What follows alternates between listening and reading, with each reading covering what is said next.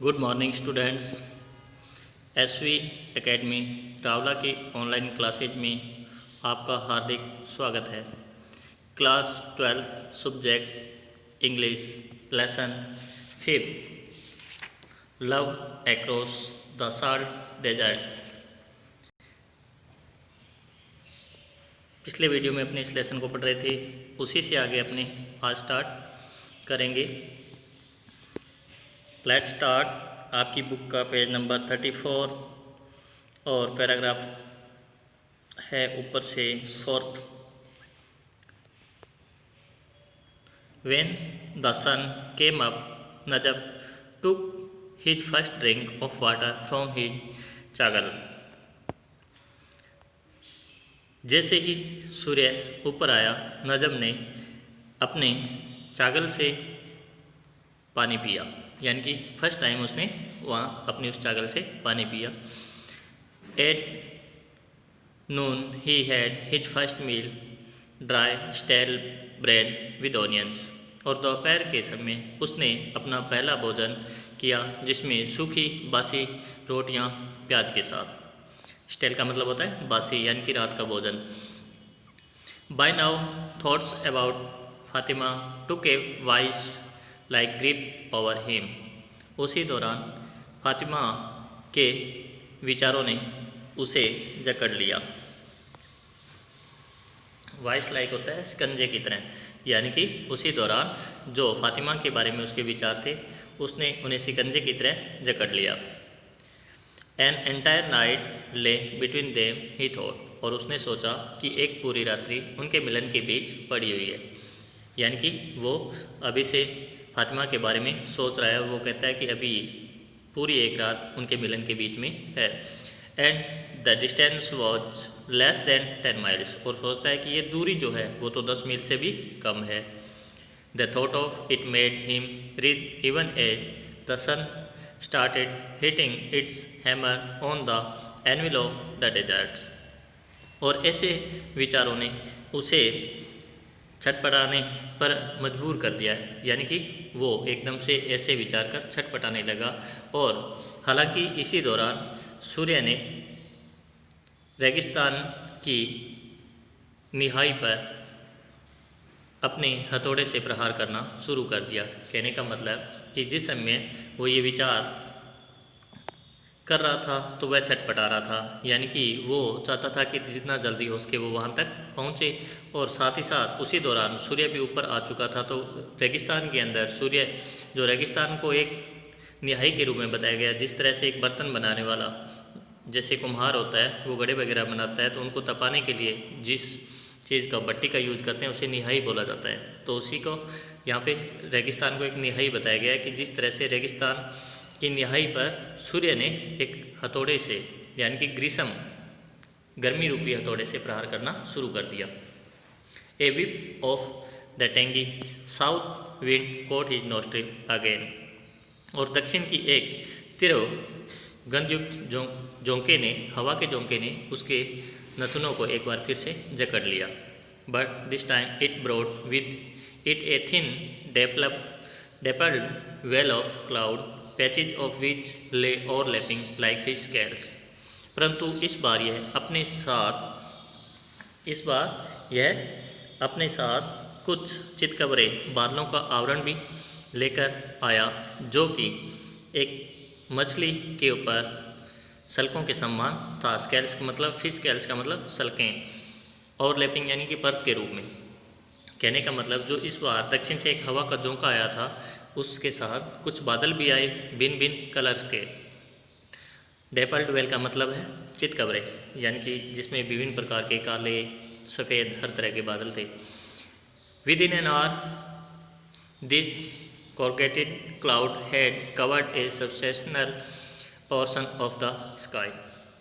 घंटे भर की अवधि में ही इन पर्दार बादलों ने आसमान के अधिकांश हिस्से को ढक लिया। Looking for all the world like a stretch of wind rippled sand. और जो कि पूरे विश्व के अंदर या दुनिया के अंदर हवा से छितराई हुई मिट्टी के समान दिख रहे थे। कहने का मतलब जिस तरह से तेज़ हवा के साथ मिट्टी उड़कर आसमान के अंदर छा जाती है उसी तरह से वो दिखाई उसी तरह से चितराए हुए फैले हुए वो दिखाई दे रहे थे। Yes this was the time, हाँ यह वह समय था। He got up and shook the sand from his turban, वह खड़ा हुआ और उसने अपनी पगड़ी से रेत को झाड़ा। Even as he harnessed his camel he thought that Allah राका was looking at him quizzically, यहाँ तक कि जब वह ऊँट के ऊपर काठी, हार्नेस्ट का मतलब काठी यानी कि बैठने के लिए जो चीज़ रखी जाती है उसके लिए, यहाँ तक कि जब वह अपने ऊँट के ऊपर काठी बांध रहा था उसने सोचा कि अल्लाह राखा यानी कि वह ऊँट उसकी तरफ कौतूहलपूर्ण दृष्टि से देख रहा था। As if asking what the hell he was up to, जैसे कि वह पूछ रहा हो कि यह क्या बेतुका कार्य तुम करने जा रहे हो। यानी कि इतनी गर्मी के अंदर वो ऊँट के ऊपर काठी रख रहा है तो ऊँट भी उसे कौतूहलपूर्ण दृष्टि से देखता है और वो अपने आप ही सोचता है कि शायद ऊँट ये कह रहा है कि इस गर्मी में तुम क्या ये बेतुका कार्य करने जा रहे हो। At one level of consciousness he knew that this was madness, अपनी चेतना के एक स्तर पर वह जानता था कि यह केवल पागलपन था, यानी कि उसका पागलपन ही था कि वह इतनी गर्मी के अंदर भी जाने के लिए तैयार हो रहा था। He knew of overworked camels dying of fatigue, of the patrolling parties of BSF and Indus Rangers, and the mirage checkered trackless waste of the deserts, यानी कि वह अत्यधिक कार्य करवाए जाने से और कमज़ोर या थकान से मरने वाले ऊँटों के बारे में जानता था, यानी कि वो उसका प्रभाव जानता था कि अगर धूप में हम इसको लेकर चलते हैं तो ये थकान की वजह से या फिर अत्यधिक कार्य करने की वजह से हो सकता है मर जाए। Of the patrolling parties of the BSF, और BSF की गश्त दल के बारे में भी जानता था। इंडस रेंजर्स और सिंधु सैनिकों के बारे में भी जानता था। एंड मिराज चेकर्ड, और उस चौकोर मिराज युक्त पथ विहीन बंजर रेगिस्तान के बारे में भी जानता था। ट्रैकलेस मीन्स पथहीन, वेस्ट मीन्स बंजर, डेजर्ट मीन्स रेगिस्तान। But he succumbed to a rush of blood and to face of Fatima beckoned him like a mirage, परंतु वह फातिमा के विचार जो उसके चेहरे पर एक रक्त के समान, प्रवाह के समान दौड़ा, उसके वशीभूत हो गया एक मरीचिका की भांति, यानी कि वह भी फातिमा के उस विचार या फातिमा के जो विचार थे उसको एक मरीचिका की भांति अपने वशीभूत कर गए। Najab crossed the international boundary, pillar number 1066, Najab ने खंबा नंबर 1066 से अंतर्राष्ट्रीय सीमा को पार किया। He knew the track he had to take, वह उस रास्ते के बारे में जानता था जो उसे लेना था।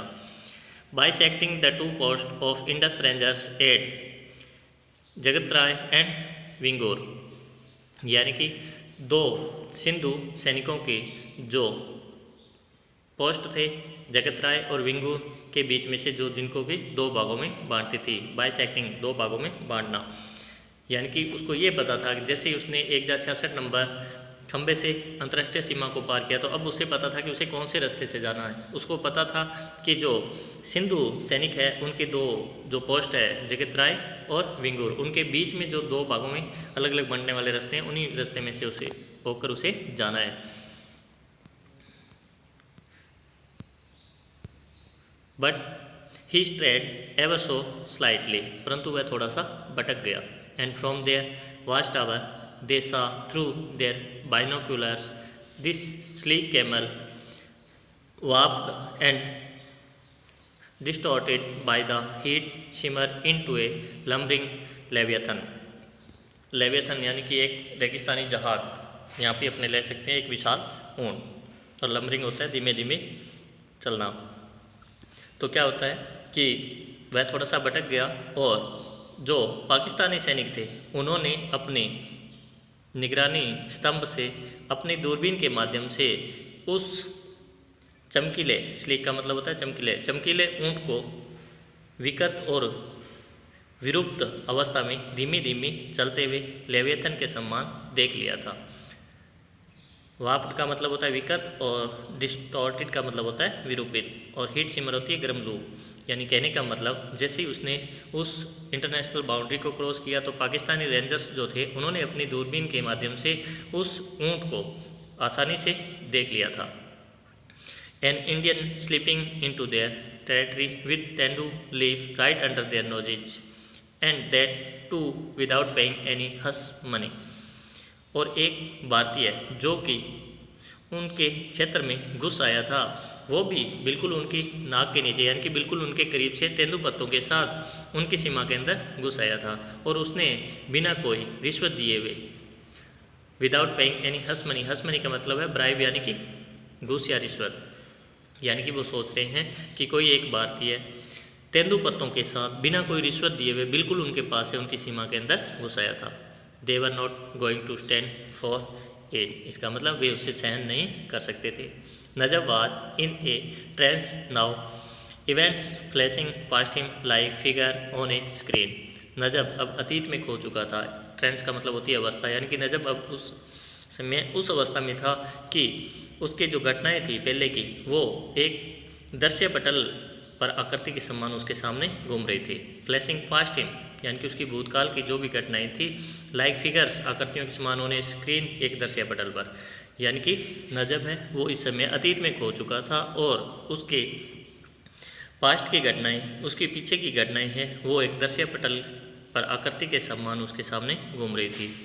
The mile long chase, the firing from behind, the spent bullets flipping in the sand and then the rising wind which churned the dust into his eyes and then rose between the hunter and the hunted। यानी कि उसको याद आता है कि मीलों उसका पीछा करना और पीछे से गोली दागना और दागी हुई गोलियों का एकदम से मिट्टी के अंदर गिरकर एक धूल के बौंडर के साथ उठना जो कि उसकी आंखों के अंदर धूल को भर देती थी, और तब ये उठे हुए धूल का गुब्बार है वो शिकारी और शिकार के बीच में एक दीवार बन जाता है।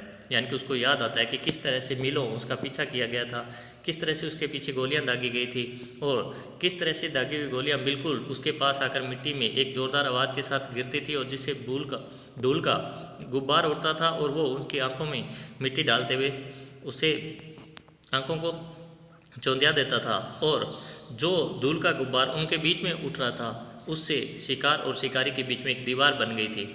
When the dust settled half an hour later he was alone in the rain। और जब वह धूल साफ आधे घंटे के बाद साफ हुई थी तो वह उस रन में अकेला था। The next few hours passed in a daze। अगले कुछ घंटे घबराहट में बीते। डेज का मतलब होती है घबराहट। He was mostly scared that अल्लाह रखा में डाई ऑफ फैटिंग। वह अत्यंत भयभीत था कि अल्लाह रखा थकान की वजह से मर सकता है। यानी कि अब ये सब होने के बाद वो सोच रहा है कि हो सकता है कि अल्लाह रखा है वो इस थकान की वजह से मर जाए। To escape him of his burden he now started walking beside him।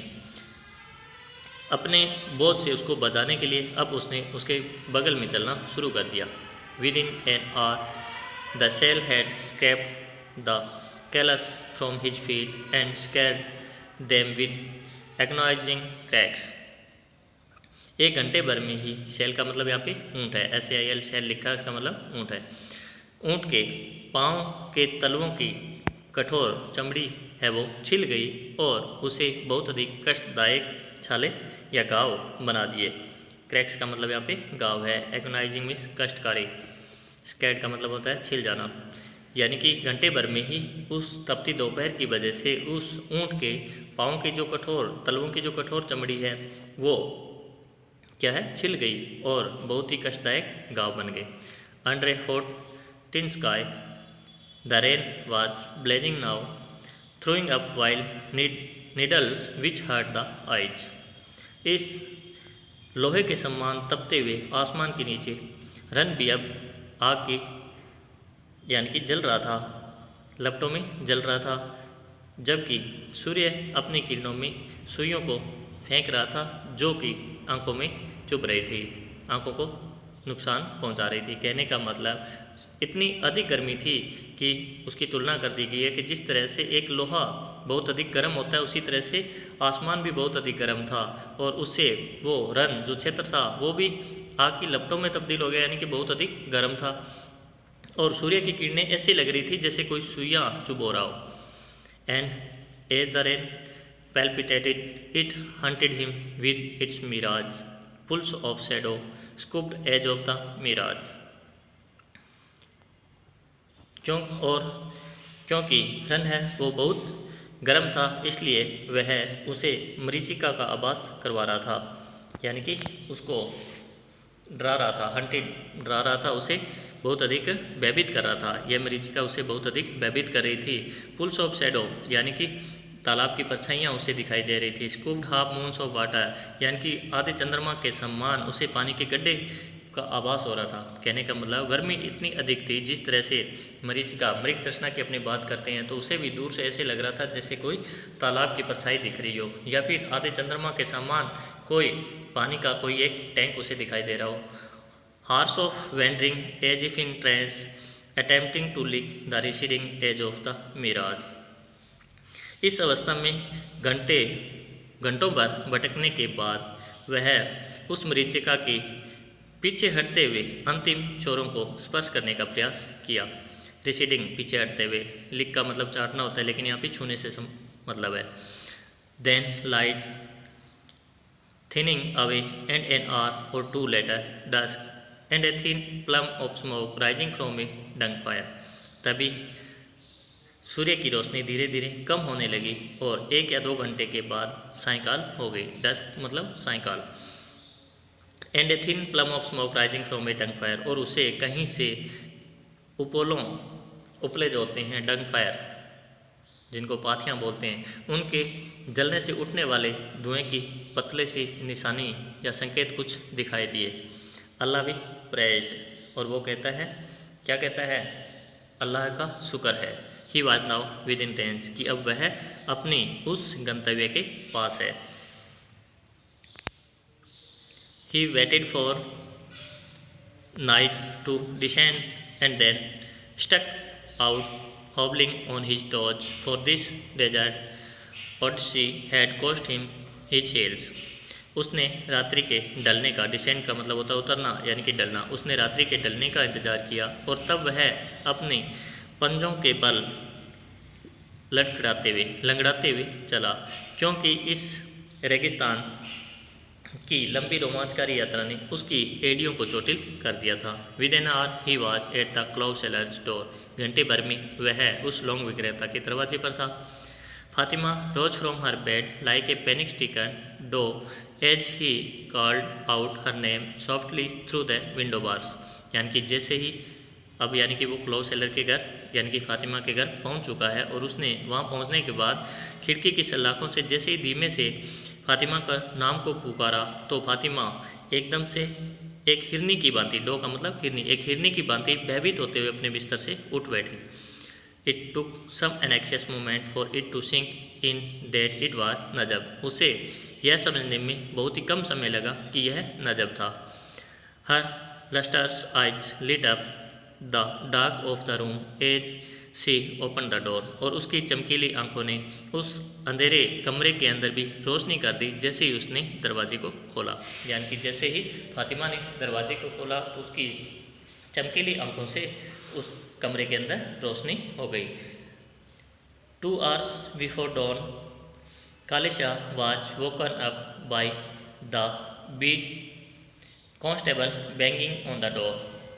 उस सकाल या भोर या प्रभात से 2 घंटे पहले ही कालिशा एक सैनिक के उसके दरवाजे को खटखटाने की आवाज़ से जगाया गया, यानी कि एक सैनिक जो कि उसका पीछा करते हुए वहाँ तक पहुँच चुका था, और उसने जैसे ही कालिशा के दरवाजे को खटखटाया तो कालिशा जाग गया।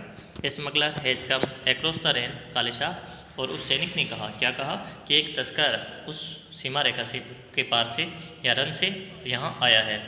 You wouldn't know anything about him would you, और वो कहता है कि तुम उसके बारे में कुछ भी नहीं जानते हो या जानते हो।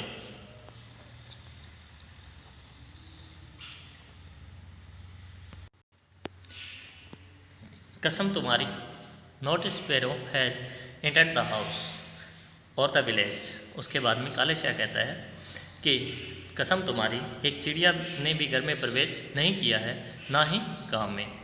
Even the dogs have not been barking tonight, यहाँ तक कि आज रात को तो कुत्ते भी नहीं भौंक रहे थे। Then he added with a knowing wink, तब उसने जानबूझकर पलकों को चपकाते हुए कहा, why should a smuggler come to me, कि एक तस्कर को मेरे घर क्यों होना चाहिए। But the low was not amuse, यानी कि लो का मतलब यहाँ पे उस सोल्जर से, उस कांस्टेबल से है, परंतु वह सैनिक खुश नहीं था। कालिशा ही शेड सॉर्डिनिकली, उसने तिरस्कारपूर्ण हंसी के साथ कहा कि Kalisha, your belly is stuffed full with silver, कि तुम्हारा पेट पूरी तरह से चांदी से भरा हुआ है। It would outweigh even the dirt in your heart, यह तुम्हारे हृदय की गंदगी से भी कहीं अधिक वजनदार है। The constables were rattled like a shake of empty cans in his head and prevented him from sleeping, और उस सैनिक के शब्द एक बोरे के अंदर भरे हुए खाली कनस्तर के समान खड़खड़ाए और उसकी नींद को उड़ा दिया। तो आज के वीडियो में इतना ही। इससे आगे अपने नेक्स्ट वीडियो में कंटिन्यू रखेंगे। तब तक के लिए goodbye, thanks for watching.